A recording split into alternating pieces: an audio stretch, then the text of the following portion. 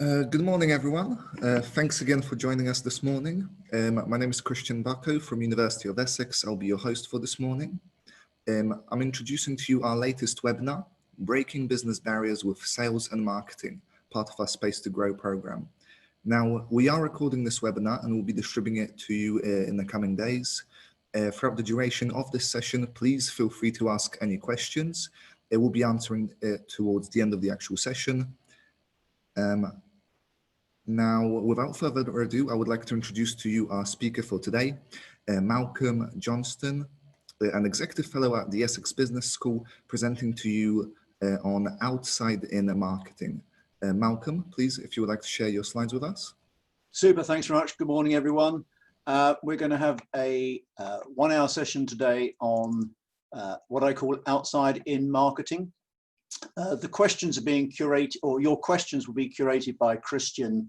So if you have any questions during the presentation, do feel free to put them in via chat. They'll be curated and I will then answer them at the end of the session. Excuse me. If at any time you either can't hear me or you think something's gone wrong with the AV, then do type a note to Christian and he'll give me a kick from afar. So there are two webinars in this, my particular series, one on marketing, one on sales. So the marketing is today, sales is on the 26th of June. And I had a long think about what to cover today, marketing being a rather large topic. And John Stenhouse and I have worked together before with small and medium businesses. And we decided the best thing to do was to give you some very, very practical tools that you can use to improve your marketing. So hopefully by the end of this, you will know how to use 3 tools that are going to be helpful for you. And they are all stem from a concept that I'm developing called Outside In Marketing. So without further ado, let's crack on. Just want to ask a kind of rhetorical question at the start, which is, what do these 3 people have in common? Yes, they're all Caucasian males of a certain age, but more importantly, none of them knows what marketing is. All 3 of these people seem to confuse the term marketing with promotion. And promotion is just one of many aspects of marketing. It's the last part you do in marketing. It's usually the most expensive. It's certainly the most visible. But unless you do all these other things from 1 to 8, you are not going to have a good promotional plan or marketing communications plan. And the focus of Outside In Marketing is the first 2 or 3 of these particular ideas. Today, we're going to be focusing on tools that are going to help you in numbers 1 and 2, or the first 2 steps: research, looking at market and customer needs, and analysis and planning. I'm giving you a tool that will help you with your analysis and planning. Now, I have in front of me an audience of around 16 to 20 people, none of whom I know, and I don't know your businesses. So this is a pretty high level overview of some tools that you can use, because some of the tools will be more applicable to certain businesses than others. Those of you in business to business environments will probably gain the most from this, as that is my sole area of interest, rather than business to consumer. Excuse me glugging water, but this is the first 1 hour webinar I've done since coming out of having had the virus myself, so lungs and voice don't work particularly brilliantly at the moment. Okay, what is Outside In Marketing? Typically in businesses I've been working with, not just for the last 20 years as a consultant and a fellow, but also in my previous 20 years in the corporate world, most businesses think marketing is about communicating value. Whereas what we should be looking at is all 4 of these. And these are the 4 things that a marketing team should be doing on a regular basis: identifying value, creating it, delivering it and communicating it. And the focus of outside-in marketing is to look more from a customer perspective. I've been running my own consultancy business in this area and in London for over 20 years now. And I would say that bar one of my customers, and that's probably 50 odd customers in 20 years, every business I've consulted for has looked at marketing from the inside out, i.e. they've been more concerned about their product or service than they have about their customers. Now, I'm sure many of you will have heard the term unique selling point or unique selling proposition. And the short explanation of outside-in marketing is that this is something that should be consigned to the history books. This is a term that grew out of manufacturing in the 1950s and 1960s and is very much not appropriate, I don't think, to the more demanding customers that we all face in the 21st century. And I've coined a new phrase, unique perceived benefit. The problem with the term unique selling proposition is it's very much about what we, a sales force or a business, are going to do to you, a customer or a potential customer. We're going to push something at you. Whereas a unique perceived benefit and getting this phrase inculcated into your businesses is very much from the customer's point of view. And each customer and each member of a decision-making unit within a customer will have a different view as to what their particular perceived benefit of your product or service is. And it's our role as marketers to find out what that particular perceived benefit is for each and every customer. Certainly in large organizations that I've worked with, there are often a sales department, customer service department, and a marketing department. And in most organizations I've ever consulted for, there has always been a conflict between these three departments, based much more on ego than anything else. One of the key tenets of outside-in marketing is to get rid of these terms, to be perfectly honest. I think they've all had their day, and to focus more on the customer. If it wasn't such a horrible phrase, I would condone the use of the term customer experience department or something like that. But it is, as an Americanism, it doesn't sit well with me. But we need to find a way of getting the business focusing on the customer and not thinking in functional silos. There is also, I have found, with particularly small and medium businesses in East Anglia, a kind of blanket marketing communication that goes out regardless of the recipient. And I want to make a very clear distinction for the rest of this session between prospects and customers. Now, I'm sure in our own private lives, we get mightily hacked off if someone who you've bought from for 20 years still treats you like a prospect.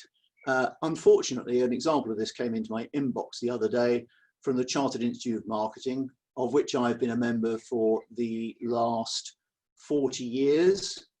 And I'm a fellow and a chartered marketer, and I'm a course director on their courses.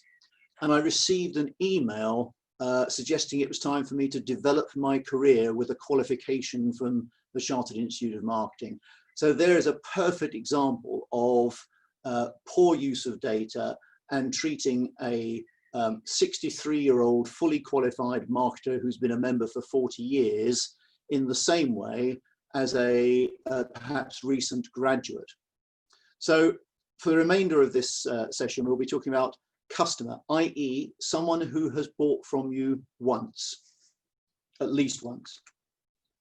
Why are we doing this? Well, suspects and prospects and first-time customers primarily make their decisions about buying from you on technical features, and they will compare similar products and services before making any sort of buying decision.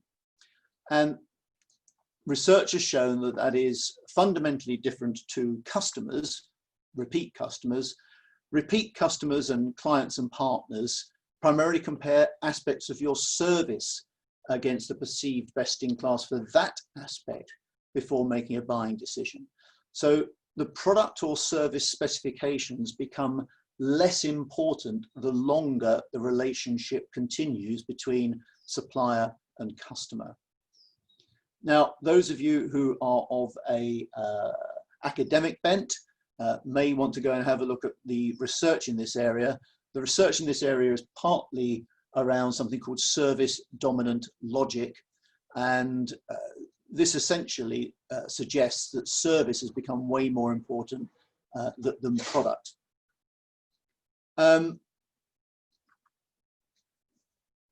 One of the aspects of marketing that I have some expertise in is the sales elements, because I've been both a marketing director and a sales director. And in terms of delving further into how we find out what is the perceived benefit by customer and by individual within the decision-making unit, I'm going to be covering off some of the tools and techniques you can use to better identify individual customer requirements at the 26th of June webinar, where we'll be talking more about sales and customer relationships. So here are the 3 marketing tools that are going to help you to develop a robust customer-centric marketing strategy. First of all, the definition of your proposition. It's what I call the double donut diagram, and you'll see why in a minute. Secondly, value curves, and thirdly, toes.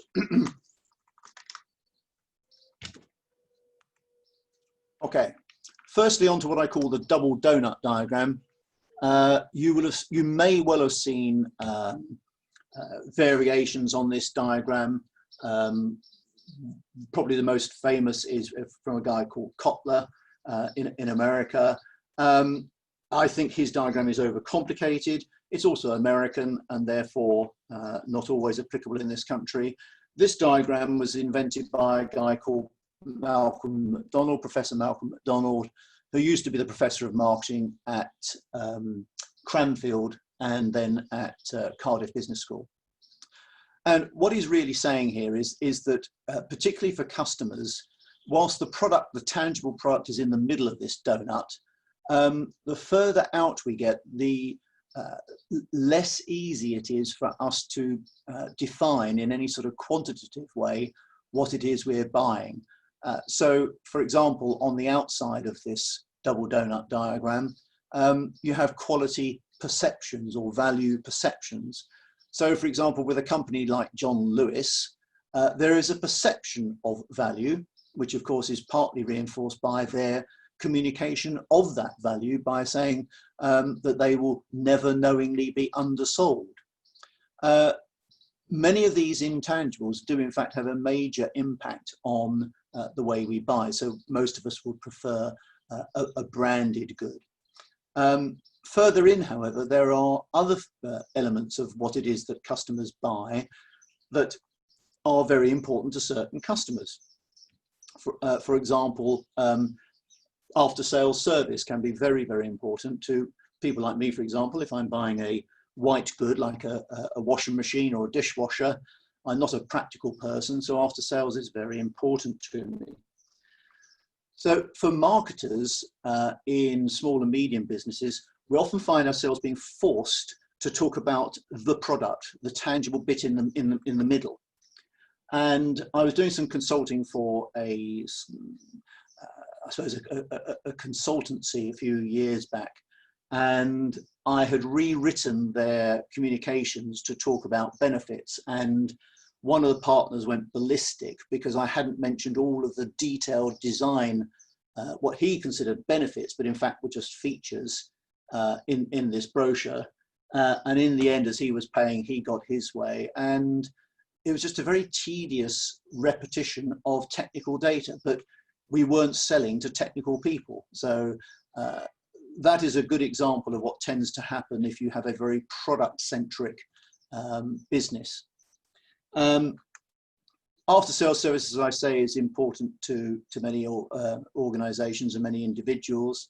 Finance is another area that is often overlooked. and particularly by sales and marketing folk, that many businesses may struggle to buy a product or service from your business, but because it's a separate department, there is often a lack of flexibility in finance, and it's a very simple thing to do, but particularly towards the end of a customer's financial year, as a salesperson, I frequently would offer the opportunity to a customer to split an invoice over 2 financial years, as it might help with budgeting. So, and as I say, most salespeople, most marketing people don't think of flexibility in the finance area as something of use, but it depends on what your customer perceives as a benefit. Probably one of the most important elements here of your proposition is other user recommendations. And again, poor coordination between marketing and sales often results in casual and qualitative recommendations from one customer not being utilized properly by marketing. Now, the reason that these are important, these distinctions are important, is that if your marketing and sales focuses on the product alone, then you can only charge price, let's say price P1. If your marketing and sales and the way you deal with your customers focuses on what I call the whole proposition, which reflects everything that the customers value, you can charge a higher price. Now, I've done this many times with different customers, and probably the best example, can't name the customer, but I've been working with them for a very long time, and I have failed over many years to get the sales force to sell what the back office are delivering. So the back office in this company are responsible for guarantees, for delivery, for after sales service, for project management, for getting the right people with the right tools at the right time to the right place. The salespeople are still selling the product and only talking about the product. And that means that they are undervaluing the incredibly important project management services and the warranty provision that the back office, the so-called back office, are providing. And that means that this company has really never improved its margin in all the time I've been working with them, because the salespeople are still talking about a small element of what it is that the customer is buying, i.e. the whole proposition. And if you are, like me, for example, a loyal buyer of products from John Lewis, I rarely look at the product because I know if I've made a mistake in buying the wrong product, the after sales service will sort it out for me. So you should ask yourselves whether you're satisfied that all of your those departments, strategies, marketing, customer service and sales, are aligned around your whole proposition and not just a product or service. And even if you don't have departments for marketing, sales and customer service, you should ask yourselves whether you as an individual are thinking appropriately around your whole proposition. Another example of this is Royal Bank of Canada. I ran a series of customer journey mapping workshops for them over 7 days. And any of you who've worked in financial services will be familiar with this story.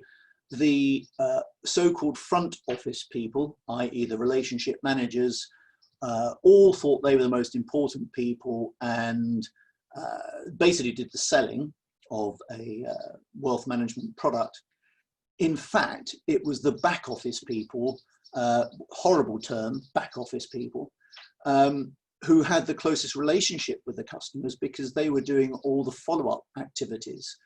But unfortunately, the egos of the front office people wouldn't allow them to convey any value to the data management and communication that was going on from the back office. And in fact, after 7 days of running customer journey workshops and finding 72 areas in which they needed to improve, the whole thing collapsed because it required the person who ran the wealth management organization to recognize that the ego of his team was actually getting in the way of good customer service. Okay, what or who influences what your customers value? I typically find that scientific and engineering-based businesses believe it is solely around the product and a comparison with other businesses. The thing is that the businesses against which your customers might be comparing you may not necessarily be in your industry. So just as an example, there is a magnet in all Pret shops that seems to attract me, and I am ridiculously loyal to Pret for no good reason, really, objectively. I couldn't possibly tell the difference between a Pret coffee and a Costa coffee, but I am somehow brand loyal to Pret, and I'm probably paying the price as a consequence, but they've done a very good job of making me loyal to them. Now, the reason this is relevant for any business is that they are excellent at customer service. And if I go to my bank next door after going to a Pret and I get typical bank-like service, I'm not comparing my bank against another bank. I will compare my bank against the best customer service I've had that day, which may be from Pret or Amazon. So this is what I'm saying about the individual elements of your proposition.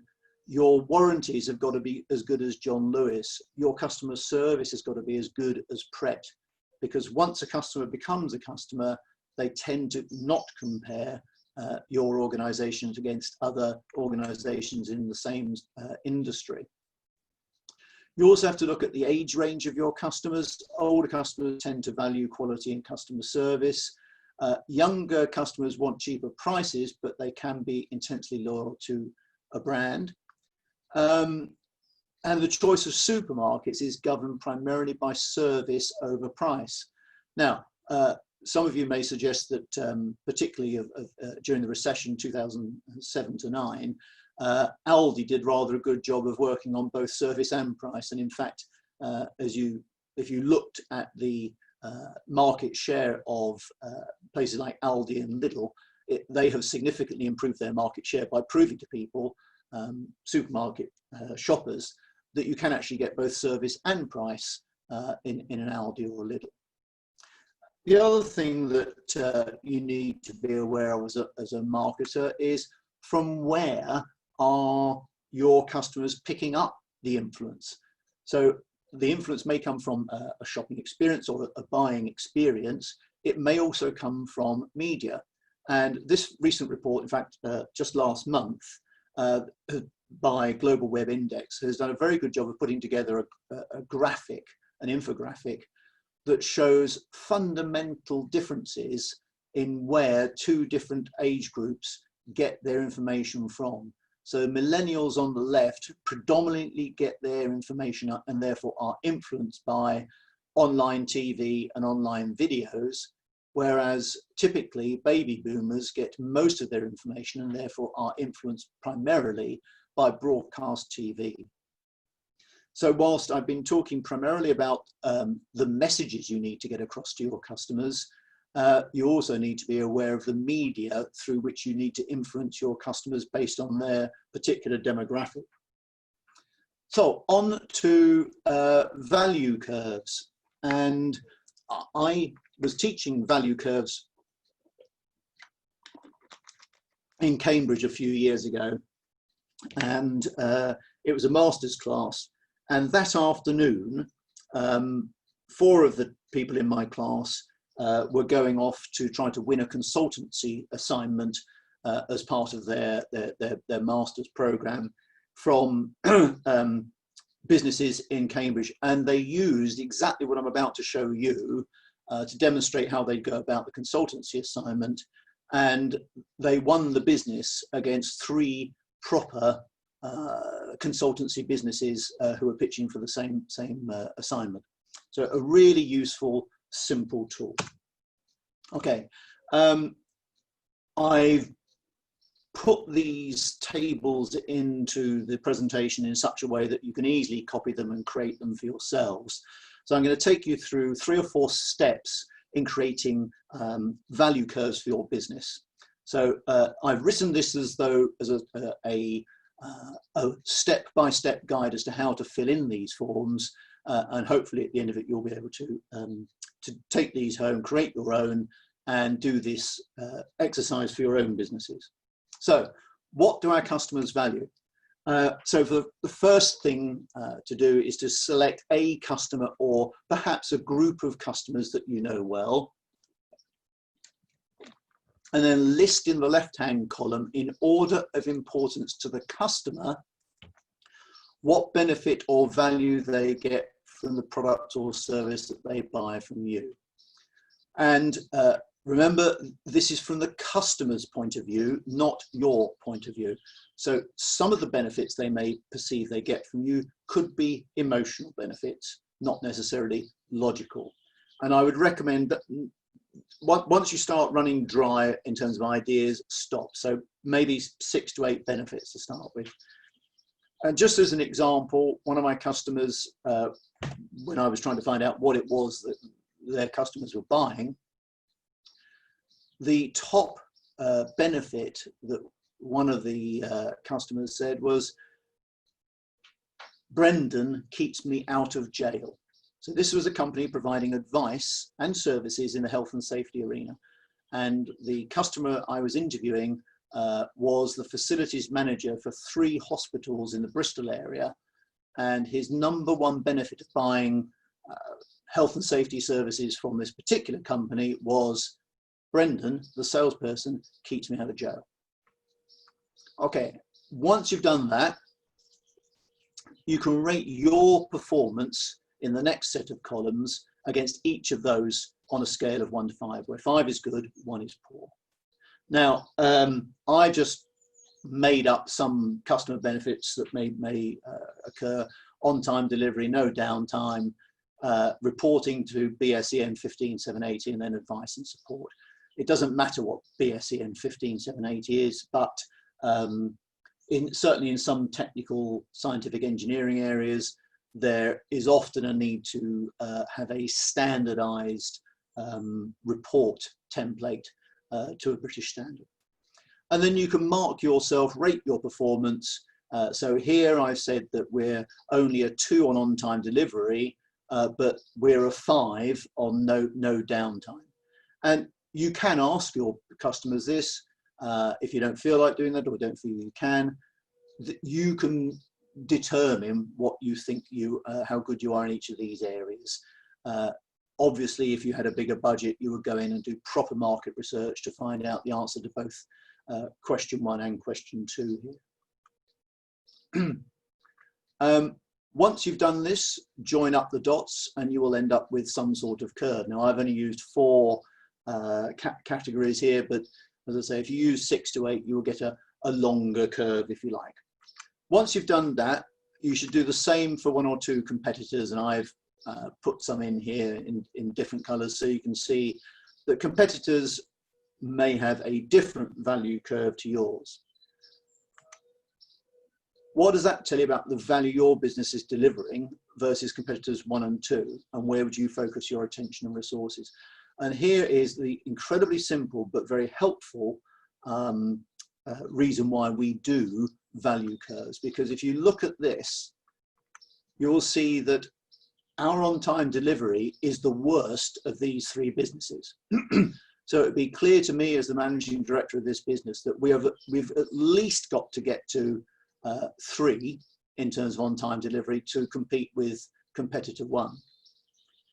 However, we are very good. We're at level 4 compared to competitors 1 and 2 in terms of reporting to a British standard. So we know we're better at that, and therefore we've got to invest to make sure we stay better at that and communicate the value of that to our customers.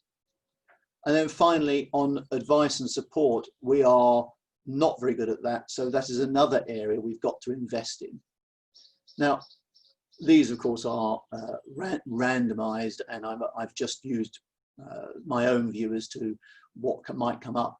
But I hope you can see that if you look at yourselves compared to your competitors in these specific areas, it helps you to identify where you need to put your efforts and where you need to communicate to your customers.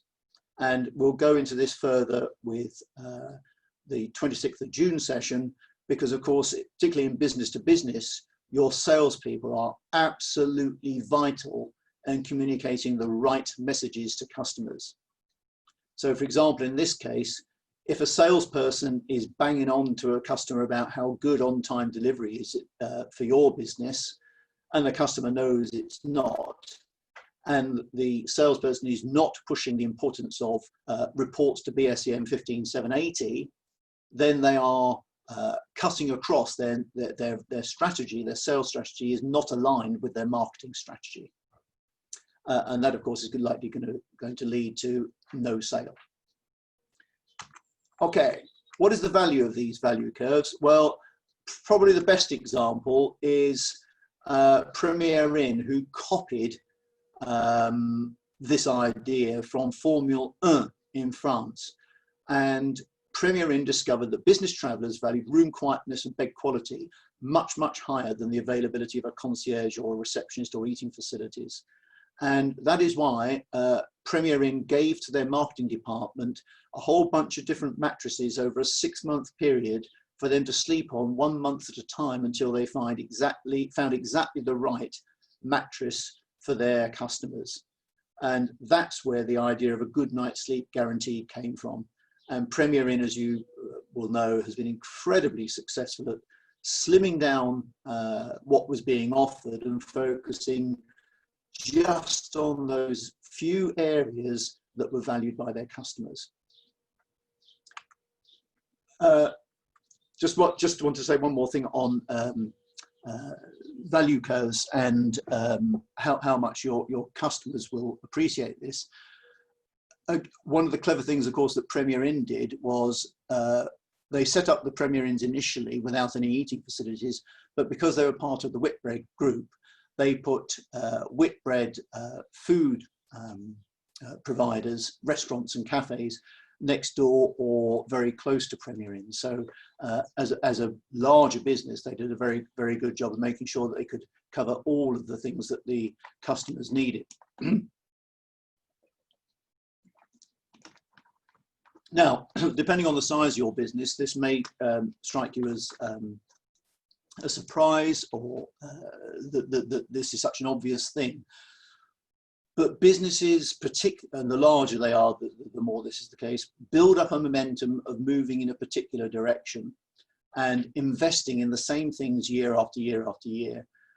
Those of you who either are in or have been in a corporate environment will know that often the planning cycle of a business isn't planning at all, it's simply a budget round.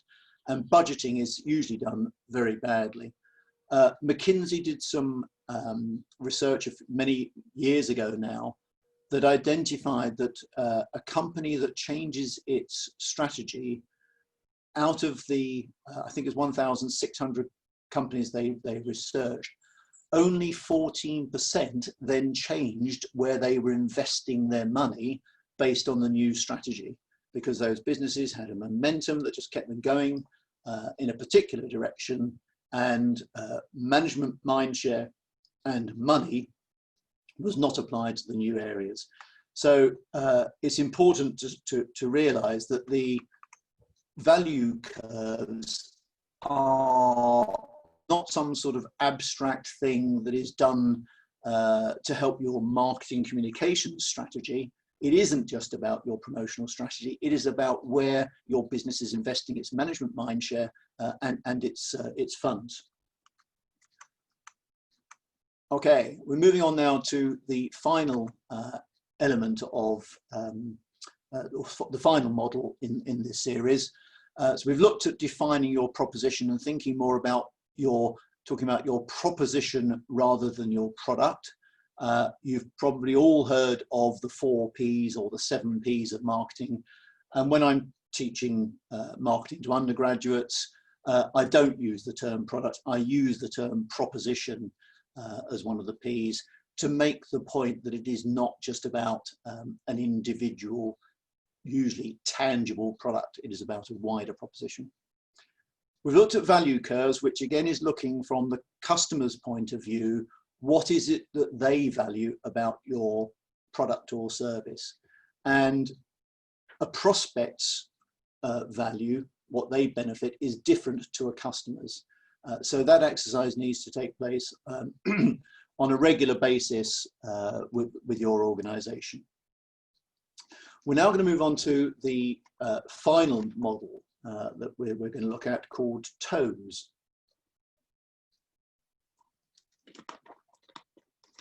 Excuse me. Now, many of you will have heard of a SWOT analysis. In fact, is there a man or woman alive who has not heard of a SWOT analysis? And the conclusion of your strategy audit is usually presented as 4 lists: strengths, weaknesses, opportunities, and threats. It's usually presented in that manner. And I remember doing this at a company called Cable and Wireless many years ago, now owned by Vodafone. I was in the strategy department, and after a pretty lengthy 6-month-long project, helped to put together the concluding work into a report. And I remember saying to my team leader, we've got these strengths, weaknesses, opportunities, and threats, but what do we do with them? And she was unable to actually tell me what we do with them. She told me why we did it and what we do, but not how. Anyway, a few years ago, back in 2008, I think it was, I started researching how to do a good SWOT analysis. And I came across something that I've been teaching ever since, and it's now standard practice at the Chartered Institute of Marketing to teach this as a key strategic tool, something called a TOES analysis. And the reason that I was dissatisfied was I felt that a SWOT analysis was about as useful to a business as a chocolate teapot. And so I started teaching something by a guy called Heinz Weidlich, the TOES matrix. It's terribly simple. In much the same way we list strengths, weaknesses, opportunities, and threats, but instead of being in a 2x2 matrix, it's in a 3x3 matrix. And the benefit of using a TOES analysis, and you can see bottom right, if you want to look at the original research by Heinz Weidlich, I've put a citation down the bottom right of the slide. What this does is leave you with 4 blank squares. And if you've got 4 blank squares, it forces you to think about how you're going to make use of strengths in order to take advantage of opportunities, how you're going to use your strengths to take advantage, to ameliorate threats, and so on and so forth. Now, when I'm working with customers, I spend most of my time in this area here and very little in this area here.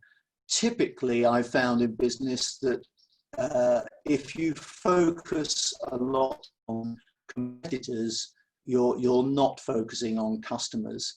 And threats from the outside world you can often do very little about. So I don't spend a lot of time in this area. Here, I do spend a lot of time. And interestingly enough, with one of the companies, one of the organizations on the left over here, when I did this exercise with the board, we ended up with one strength that was not relevant to taking advantage of any of the opportunities. And when we looked into this, we found that, in fact, this supposed strength was something that was considered important to the board and the company to deliver customer service some 8 years ago, but in fact was no longer pertinent to today's marketplace. And yet they were still investing money in what they perceived to be a strength. So this is, again, another example of outside-in marketing is if you don't keep an eye on what it is that is important to your customers, you will end up investing in a strength where there's no concomitant opportunity, and therefore you're wasting resource. Now, as I say, I've been talking about this and teaching this for a very long time. And what happens we'll go through this process, is that you will end up in each of these 4 squares with what I call mini strategies. Now, you are not going to be able to do all of those things. You almost certainly won't have the resources or the management mind space to do all of those. So what you can do then is order those mini strategies in order of benefit. And I suggest that the relatively simple way of doing that is to look at bang for buck. So which of those mini strategies are going to provide the greatest benefit? Now, benefit might be benefit to customer, it could be benefit as in shareholder returns or profit or revenue, depends on your own business, versus how much time, effort and money it's going to cost to actually take advantage of that particular strategy. And I, when I'm consulting, suggest to customers that they take on probably no more than 5 strategic themes for the next year or so, because you simply haven't got the time or the resources to address all of them. I've used this with many customers. Some I've identified on the left. Pinnacle PSG provides services to local authorities. C-Bio is Cleveland Biotech, which provides both product and service. It provides grease traps for underneath the sinks in commercial kitchens, and it also provides the maintenance of those and the enzymes that are used to break down the fats and greases before they go into a sewer. And essentially with Cleveland Biotech, the issue was that they thought that one of their strengths was that they had an online shop to sell their products. But the problem is that the opportunities they were pursuing were high value, complex provision of both the grease traps and the servicing of those grease traps to very large restaurant chains like the Restaurant Group, like Pizza Hut, Pizza Express, Mitchells and Butler, who own many chains of pubs and restaurants. But unfortunately, by having what they considered a strength, their website online sales was diminishing the value of what they were potentially providing to their prospects and customers, A, because they were showing their prices, and B, because it was commoditizing something that they were selling and were trying to tell these businesses was highly complicated. So you can't have something that's bespoke and highly complicated being sold on a website online. And the final example of this is King's College, Cambridge, for which I did some work, excuse me. And they had a strength that they had was obviously the name and the beautiful building and so on and so forth. But within that, they had state-of-the-art conferencing facilities. But unfortunately, the history of the organization dominated thinking. So the technical information on the benefits of these state-of-the-art AV facilities, state-of-the-art breakout rooms, state-of-the-art lecture theatres was hidden behind not a load of guff, but certainly a large amount about the history.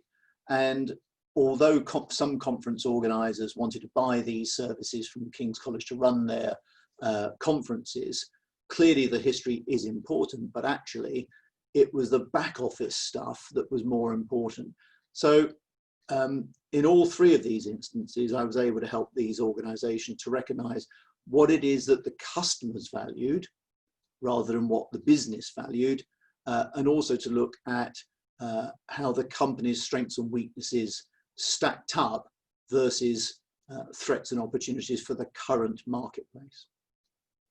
So I hope that at least one, if not all 3 of those models will be of benefit to you in the future. In summary, what we've talked about today is start with identifying the value that customers perceive they're getting from your organization. and regularly review that at corporate level. This is run by the marketing team, but it's about where you apply your investment around the whole organization, not just in your marcoms. Then use your TOES analysis to develop your strategic options as to where you're going to focus your attention for the future in terms of delivering value. So, thank you for your attention. I've left 10 or so minutes at the end now to have some questions and answers. I'm sure questions have come in while I've been talking. See you on the 26th of June, because the sales part of this is as important as the marketing part, because those two have got to be coordinated. And do please let Christian or John know how useful you found this, whether you're happy or not happy with what you've seen today. Thank you. Okay, so thank you so much for the actual presentation. That was actually really interesting. I've got a question myself that I hope you don't mind answering. I sort of wrote it down for myself. So out of everything that you actually presented today, the one that I found the most interesting, it was actually the customer value spreadsheet.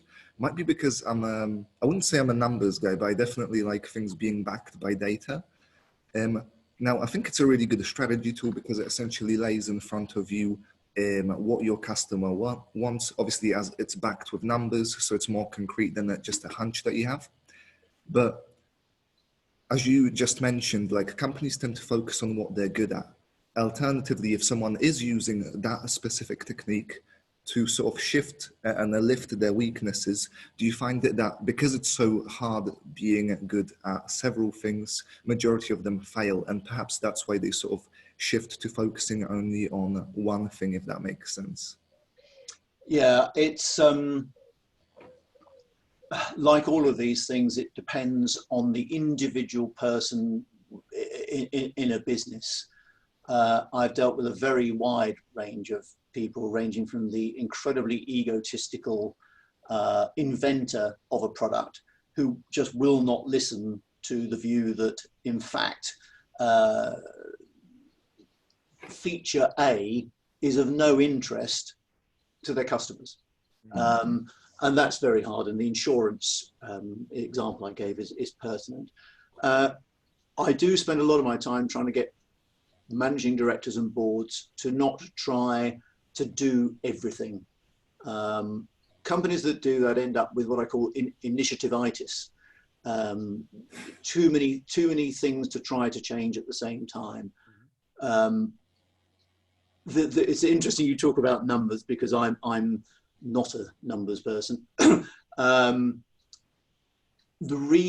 frankly, it could just be dots or poor to very good or whatever.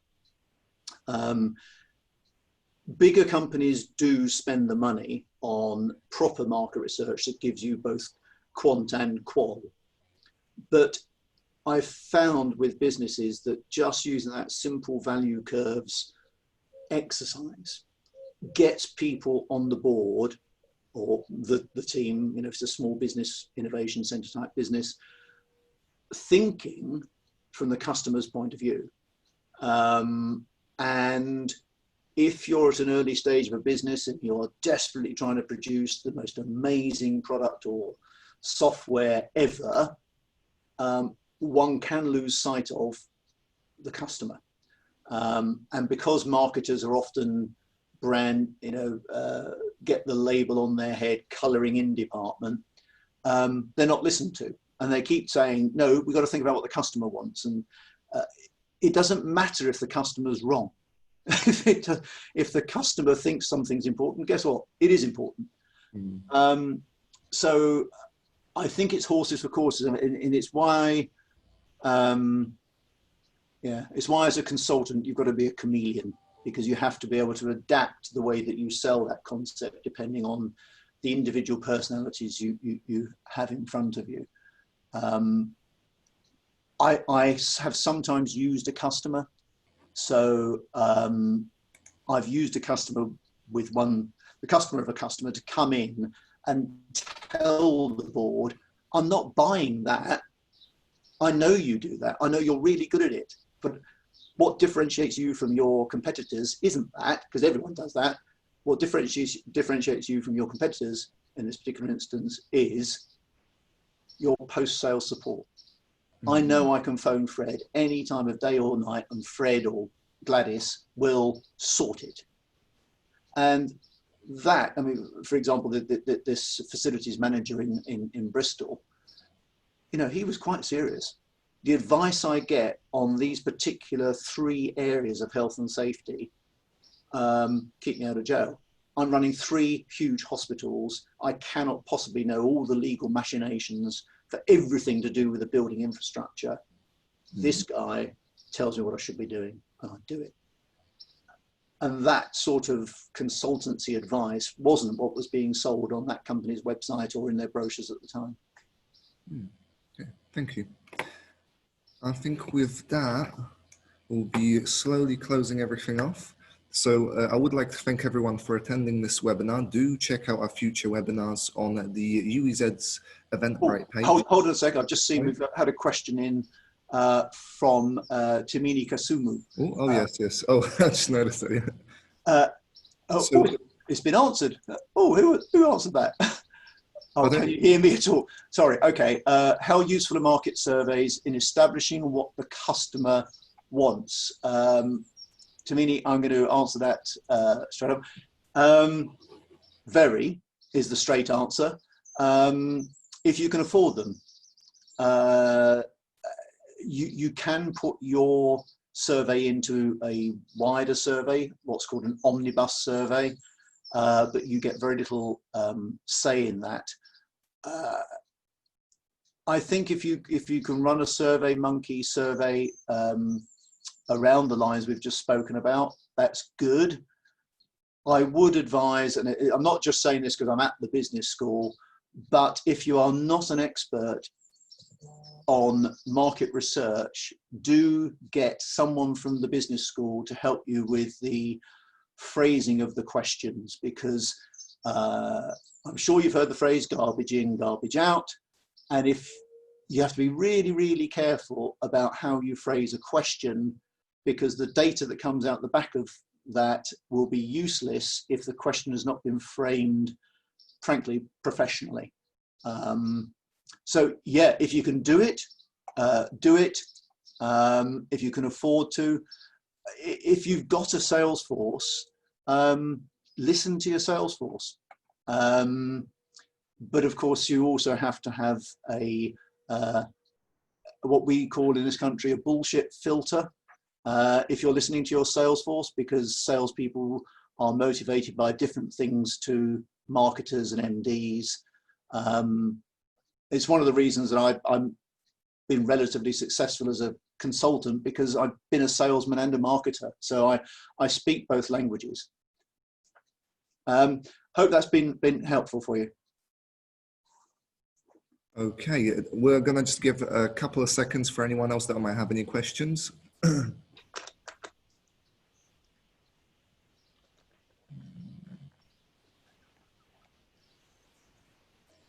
Okay, I guess I should reiterate again. So you should absolutely check out our other webinars.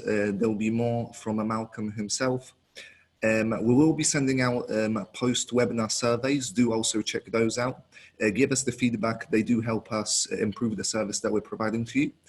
And for those of you with pre-booked one-to-ones, they will start in just a few minutes. You have been provided with your individual links, and we'll see you all on those. But yes, thank you very much for attending today's webinar. Thank you.